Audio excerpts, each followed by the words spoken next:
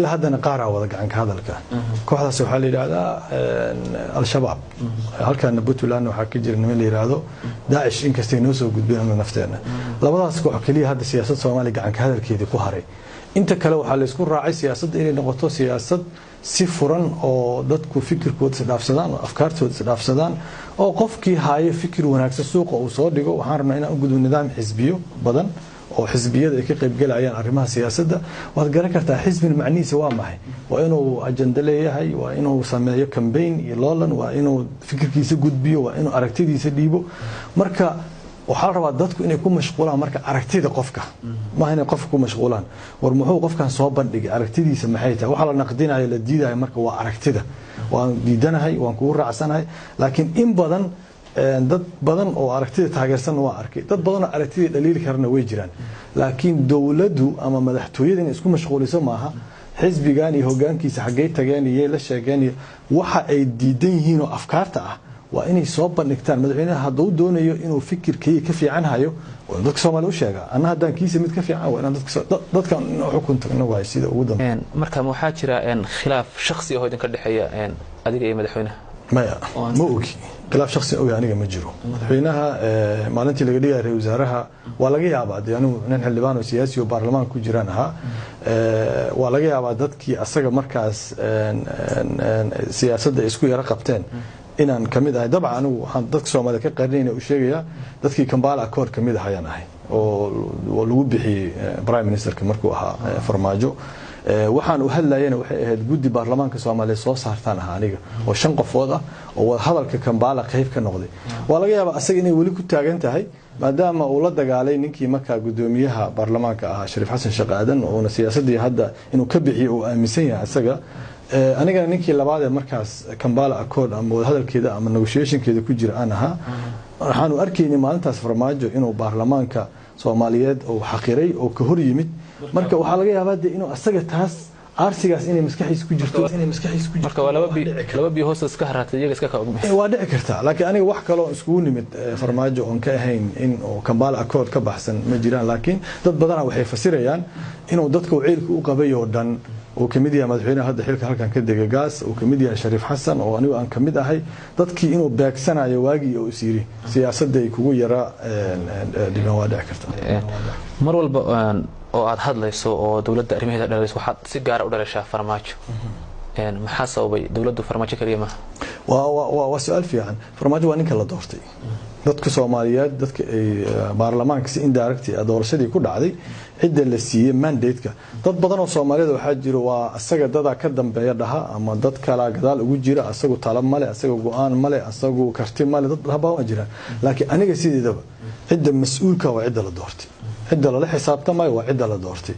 aniga ka hogaamiye xisbi mucaarad ana qofka aan siyaasadda aan dhaliilay waa asaga ma ahan dad aan la dooran aniga sababaan u dhaliilay ma jiraan marka qaar soo ma dhici karta inaad dad aan ay galaan talaabo aad marka adigu khalad u aragto usan isaguna marka ogeyn ama uusan amar soo farin dabadna aad eed isaga dusha u saarto uusan lahayn waa dhici karta laakiin waxaan rabaa falcelinta aan u qiyaasaa hadduu madaxweynuhu ka falceliyo oo yiraahdo tusaale ahaan hadda gurigayga la soo weeray hoygayga aniga dadaa ku dhintay madaxweynuhu saraakiishii soo weerartay uu dalaacsiiyey marka waxaa ii muuqata inuu raalli ka yahay hadduu marka asagu ogeyn adigu hadaad ficil samayso adigu ficilka aadan ogeyn falcelinta laga gartaa inaad ficilka ogeyn hadaad falceliskaaga noqdo mid u jawaabay inaad ogeyn dadku way ku garaabi karaan anna waan garaabi karaa laakiin hadaan arko dadkii ficilka geystay ama falka geystay oo la sii dalacsiinayo rankigi dawladda meel sare sharci daradii la xoojinayo waxaan u arkaa marka inuu asagu oo qayb ka yahay marka la eego dad badan oo arrimaha naqdiya mas'uuliyiin dawladda ay ku jiraan waxa hadalkooda u dhaca in aad tahay nin shisheeye oo adeegaya say u dhahaya oo dawladda shisheeye ku xidhan ma dawladda shisheeye ku xidhanta ma waa in la cadeeyo hadii moogtahay qofku markii la rabo in blackmailing wax lagu sameeyo ama la madoobeeyo suuradiisa markii la rabo waxa la isticmaalaa waxyaalaha aad sheegayso kala qaran dumis dawladda shisheeye u shaqeeya ilaa hadda waxa la garanayaa dawladda u shaqeeya tilmaama dawladdu waa laga karlaaya dawlad hebel waa dhihi laayihiin markaas waxa laga yaabaa inay dawladdaas badan kale yihiin ka baqayaan ayaga naftooda iyo inaysan jirin laakiin anigu dawladda shisheeyana uma shaqeeyo afkaarteedana way cadahayba inaad imaaraadka oo kale saaxiib gaar ah la tahay oo arintii qadar oo xilliga lagu soo weerarayna ku soo beegantay baa dadku sheegaan imaaraadka adiga maxay ka dhaxay wax naga dhaxay lama arko dhowr jeerna waan sheegay hadda madaxweynaha tusaale yar aan ku siinaya heshiiskii baarlamaanka Soomaaliyeed oo ka hor yimid DB Wall iyo ku saabsanaa miiska madaxweynaha Soomaaliya wali yaala dadka Soomaaliyeed ma isweydiiyeen farmaajo imaaraad buu shaqeeyaa uu saxiixay ilaa hadda heertan uu hor yaala labada gole baarlamaanka ansixiyeen ilaa haddana miiskiisu saaran yahay sharciyahanna waxa uu aado madaxweynuhu saxiixi waa 14 maalmood gudahooda inuu dastuuriyan sharcigaas u soconayo laakiin miiska madaxweynuhu yaala marka waxaan ognahay asaga inuu dadaal iyo raadis ugu jiro inuu cilaaqaad iyo waxaas la kasbado dawladahaas marka wax iska aad waxa la yiraahdaa aan waxba ka jirin oo wax macna ay ku fadhiso aysan jirin oo haysta aniga inay tahay oo la rabo in lagu banaysto aniga xadgudubkayga markii lagu soo weeraray oo kale dhalinyaro badan oo qaarkood la sheegay in madaxtooyada la shaqeeyaan baraha bulshada waxay ku faafiyeen in halkaas aad ka waday abaabul ka dhana dawladda oo qaar waxay dhahan lacag buu qaybinay qaar waxay dhahan shirqoole kale oo maleegay arintaas maxaa ka jira maxkamada leegiye Soomaaliya aniga waxa la rabaa dawladii waxa laga kari waayay soo gudbiyo waxa haysan shaqooladii iyo abaabuladii wixii inay keenaan yaa rabay wayna ku fashilmeen inay keenaan man u maleeyna iga turi lahaayeen haday hayaan hatta haday maxkamadda hataa geynin inay Soomaali soo bandhigi lahaayeen oo nimankan wad garanaysaa social media aad u isticmaalaan inay keen lahaayeen cadeymahaas waxaasan anigu aan u haysta laakiin waa been abuur kale oo lagu banaysanayo wali xad gudubkii aniga sharafteedii iyo karaamadeyda lagu banaysanayo sababtoo ah adiga markii afkaartaada la diriri waayo ama fikirkaaga ama aragtidaada loo babacdhigi waayo waa in la dayaco adiga suuradaada in la madoobeeyo waxa shaqeeyana hadeertaan waa in suurada Cabdiraxmaan la madoobeeyo ama hal dawladda u shaqeeya ama waxa soo wada ama qaran dumis ama sidii la rabo loo fasiro adiga marka hadda xisbi baad aasaastay aad hoggaankiisa tahay maxay tahay ujeedada xisbigaaga higsigaaga muxuu yahay shakhsiyan marka laga tago xisbiga guud ahaan waan ku sheegay anigana hiisi waxa ay fikirkaas xisbiga u taagan inuu hormaro anaga waxaan rabnaa ku sheegnay dalkan gacan ka hadal waa ku soo daalay gacan ka hadalna waa ku sheegay wuxuu ku dhiman yahay qoladaas al-shabaabka ah fiiri way oo inaas sababta ay al-shabaab gacan ka hadalka u isticmaalayaan waa maxay kalsooni ay ku soo bandhigaan fikirkooda ma qabaan وهدي نمن اسكو كرسون يهين الشباب فكر كودي سوق سو dhigi lahaayeen dadkuna haday ku qancaan lama hor istaagi karaba laakiin kalsooni daro waxa jirta in aan la qaadanaynin afkaartooda anigu waxaan u haystaa nin kasta oo gacan ka hadal isticmaala nin kasta oo kala tilmaamo isku daya nin kasta oo kaligii hal dhageysti yiraahda wuxuu kalsooni ku qabin aragtida iyo fikirka uu hayo laakiin hadduu isku kalsoon yahay wuxuu soo dhiga lahaa suuqa fikirkiisa dadka taageeri lahaa dad masaakiin inta la soo abaabulo la bixiyo maanta dhan waxa ma tirayso annaga waxaan rabnaa inuu hirgalo dhaqanka madaniga ah ee ku saleysan dadku inay xor yihiin warbaahintiina xor tahay hay'adaha dawladdu isdheeli tiraan isla xisaabtamaan nidaamka dimuqraadiga dawladda ay Soomaali raadinayso oo laga yaabo dad badan oo Soomaaliyeed isnahan war dawlad xoog leh oo karaamo leh oo sharaf leh oo madax banaanidii iyo ilaalisa iyo midnimadii Soomaaliya rabna taas waay waa dawlad sharciga iyo qaanuunka ku dhisan dastuurka ku dhisan qodobka hadda 12 dastuurka Soomaaliya wuxuu sheegayaa xisbiyadu inay sameeysan karaan qofku inuu ka tirsanaan karo xisbiga uu rabo si xor u soo bandhigi karo fikirkiisa asagoo wax idan ah weydiisanin dawladda dastuurka ku qoran tahay qodobka 13 waxa ku qoran in guriga qofka aan lagu xadgudbi karin xurmadiisa iyo karaamadiisa annaga waxaan rabnaa madaxda hadda joogto waxay madax ku yihiin waa dastuurka marka in dastuurkaas la ixtiraamo oo dad badan waxay ku leeyihiin dawladda in la mucaarada ma dawladda in la yeelo ma war dawladdu haday dastuurka sharciga ka leexato waa in lagu soo celiyo halida sharciga iyo dastuurka waa inaad ku soo noqotaan anaga halkaas aan u taaganahay sideenaba dad badan oo dawladda taageersan baa jira rajo ka muujinaya oo Soomaaliyeed baraha bulshada aad isticmaashaa adigu Facebook oo kale waxaan aragnaa dad badan oo aad u naqdiya fikradaha qaarkood erayo irhaana ay ku geysanayaan inkastoo qaar ku taageersana marka lagu arko waxa dareentaa marka saameyn noocay kugu yeelataa marka waxaan ogaa inay abaabuleeyeen waxaan dhib ugu haynin dadka haday mar inay abaabuleeyeen aad ogaato baaritaan la sameeyo oo la ogaado inay abaabuleeyeen waxa ognahay xataa qarashka madaxtooyada ku bixiso ciidankaas ku dagaalama Facebook oo aniga qaabilsan faktiskiisaan haynaa macna numberka miisaaniyada gashaan haynaa marka dad abaabulan oo markaad aragtay magacyadooda inay ghost yihiin wax oo aan la garanayn ay yihiin oo 10 nooc ah oo qof kaligiis isticmaalayo 10 account wax dhibaato ah oo anaga hadeertan ay noo keenay lama arko anaga waxaan rabnaa qofka fikirna u jeclaan xasee ku cadeyseen macnaha see ku ogaateen media ka shaqeysa adiga naftaada waad garan kartaa account-ka saxda qofka leh markaas Cabdisalaan adiga lagu yiraahdaa magacaaga iyo waa la qoranayaa iyo profile-kaaga cid aad tahay goortaad account-kan sameeyay wax la sahlo la garan karo waa technically wax u baahan ma laakiin waxaan u baahanahay miisaaniyadda ku baxdaan ognahay dawladda miisaaniyadeedu waa qoran tahay dad baarlamaanka ay martaa ugumana qorna Facebook dad ku dagaalama miisaaniyadda 42 milyan la weydiiyay meeshay geysay markii la weydiiyay baarlamaanka anaga maaha guddiga maaliyadda markuu weydiiyana dawladdu waxay tiri guddiga hala kala diro hal maalin ma maqash dawladdu dhahayso 42 milyan ma maqne saan ku baxay lama dhihin guddiga la kala diray lagama jawaabin lacagtii maqneed ee miisaaniyadda marka dawladda aanu isku daalimeyn hadda aniga adiga waxay social media ku bixisay iyo say u isticmaashay iyo waxay ka shaqeyso qof dadka hadda shaarica jooga cid walba hadda waa ogtahay taas macna weyn ma sameynayso laakiin Cabdiraxmaan mid istaajinaysa ma hagaag xagee u socda marka Cabdiraxmaan waan ku sheegay anaga xisbiyaan leenahay afkaar ku dhisan yahay waxaan rabnaa Soomaaliya in afkaartaas ka hana qaato nidaamkaas dimuqraadiga oo madaniga ah oo dadku ay hortigiin rabaan inuu hana qaadaan mar walba oo magacaaga la maqlo ama wareysigan oo kale xataa marka hore dhiciisa la arko dadku waxay dad badan waxay ka qiyaas qaadanayaan inaad wax dhaliilayso marka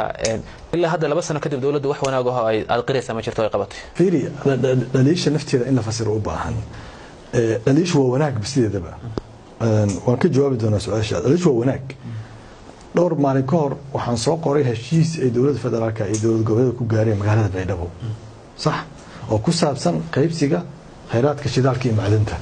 waxaan sheegay 4 qodob oo lagu heshiiyay inta laga booday dawladda intay ka booday rabto inay shidaalka Soomaaliya London ay ku xaraashto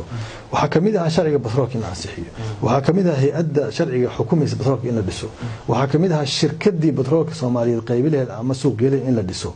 in golihii ugu sareeyay ee qaranka ee arintaas loogu noqolayo marjic noqon la dhiso iyadoo intii la sameeynin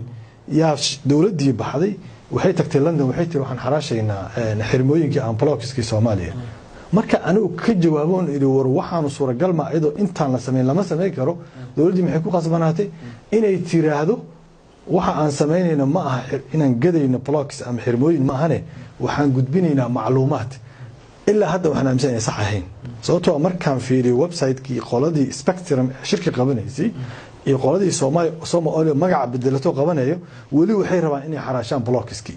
anigu marka dhaliisha aan sameeynayo waxa waaye waa dhaliilan ku wardinayo hantida qaranka Soomaaliyeed sharafta iyo dadka iyo dawladnimada Soomaaliyeed marka anigu waxaan dhaliil uma arkay waxaan u arkaa inay tahay dhaliil wax dhisayso toosinaysa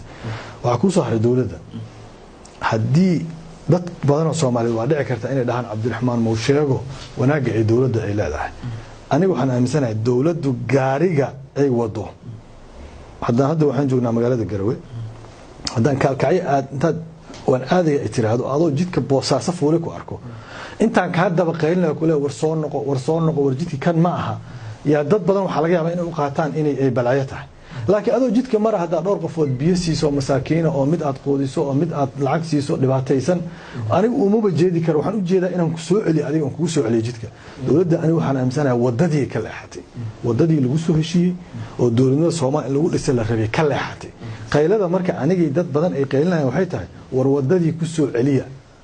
ma doonay intay markay Boosaaso ilinkeeda tagtay inay dhahaan haddaan baraaruniyo jidka inuu qaldanay wax kaalkacay anigu ma doonay inaan dhaho dadkaasaan kamid ahay dawladda haya leh war ku soo noqdo wadadii tarma maxay tahay marka wadada lagu soo noqonayo fursadina ay sarba wadada lagu soo noqonayo waxa waaye Soomaaliya 3 arin ay ku heshiisay lagama gudbi karo koow waxay ku heshiisay nidaam federaal ah laba waxay ku heshiisay dastuur dimuqraadi ah saddex waxay ku heshiisay awoodda in la qaybsado saddexdaas haddaad ka leexato oo awood qaybsiga ku xadgudubto oo dastuurkii dimuqraadiga ku xadgudubto oo nidaamkii federaalka ay ku xadgudubto macnaheedu waxa waaye gaarigaaga wadadii uu ka leexday mana rabnaa gaariga wadada laga leexiyo oo qaybsi maxaa loo jeedaa si awoodda sida loo qaybsanayo Soomaaliya hanaanka hadda aan rabno markii hore waxa lagu soo heshiiyay 4.5 inuu ahaado Soomaa waxaan rabnaa in inta laga gudbo hanaankaas awood qaybsiga kaasan ka wadnaa qaybsiga awoodina hal qolo gacanteed gelin hal deegaana ka hadlaya maadaama la qaybsanayo waxaan rabnaa qabiilka inta laga gudbo loo gudbo nidaamka xisbiyada loo gudbo dawladda marka waxaan ka sugaynaa anaga inay nidaamkii xisbiyada ahaa ay u soo gudbisaan rabnaa annaga hanaankii awood qaybsiga. markaad hadlayso hadalkaagaas waa wanaagsan yahay. dhinac kale marka laga eego sawirka ag muuqda ayaa ah in dadkeena mucaaradka ama dowladda ku kacsan oo dhan aad hal gobol ka soo jeedaan ama hal reer aan idhaahdo. ma aaminsantas inay sax tahay. dad badan oo Soomaaliyada ka aragti duwan dowladda Soomaaliya hadda jirta xisbiga oo kale dadka ugu waaweyn xisbiyada kale ee mucaaradka oo kale rag badan oo aad meel ka wada timaadeen baa la yiraahdaa حتى برلمان كرجع كتير دولة الصومال هذا مامور جولات وحيس هيان جبلان وحيس هيان كي هذا عبد الولي قاسم عشان كتير هيان صومال لانيس هيان أفضل ساعتها قيادة كبحيسة يعني أنت كي إيمانيسي اللي بعتذا كي إيمانيسة بيدبي وحي كسمين وقتها وهذا يكون ضد كل عيني كحرين ما كان ما مثلا إن هل قرتها إيش يقول ماشي هلا مرنا ما يسخد يدي إن أرمها دولة كلها لسه إنها تكود هذا شان لحد بيلاظهر لحد بيلاظهر وحاسكود دينيسي مسجinka private kaliya ama si hoose inaan ugu sheegno warnimo halkan dadkii wax ka keenanay dawladnimada ku soo dhibtooday warnimo halka u wadaan niman dhalinyarada bal haleen la taliyo baasha hal qabto halkan aan la boodaysan aan joojino laakiin waxa noo muuqatay annaga marka 6 bilood ka bacdi bilaawna inaan si muuqato public u hadalno dad badan oo Soomaaliya dibsanaya dhacaysa markaas laakiin hadda waxa la soo gaaray xilli qof kasta Soomaali ku qancay nimanka inay yihiin hadaan karida inay yihiin dad badan oo Soomaaliyeed yaa ku qanacsan hadda irtaan qaybihii dambe wareysiga ayaan soo gaadhnay hadda hadii madaxda dawladdu ay idin soo bandhigaan wada hadal iyo inaad la hadashaan maxaad ka yeelaysaa ana mar wada hadal diidnimo u jirtaba waxaan rabnaa waliba 2 sano hadda qasaarsay oo dhibaato iyo maamul goboleed ridid iyo mucaarad la dagaalan lagu dhameeyay waxa dhiman waa 2 sano doorashadii ka dhiman waxaan rabnaaba in laga heshiiyo koob hanaanka doorashada 2 sidii doorasho loo hirgelin lahaa 3 waxa sidii dawladda hadda waxa ugu xilka ugu muhiimsan dawladda saar ma garanaysaa waa inay muujisaa inay xilka si nabada ku wareejinayso inta oo gaas halka ka sameeyay yaa laga rabaa farmaajo oo ah inay muujiso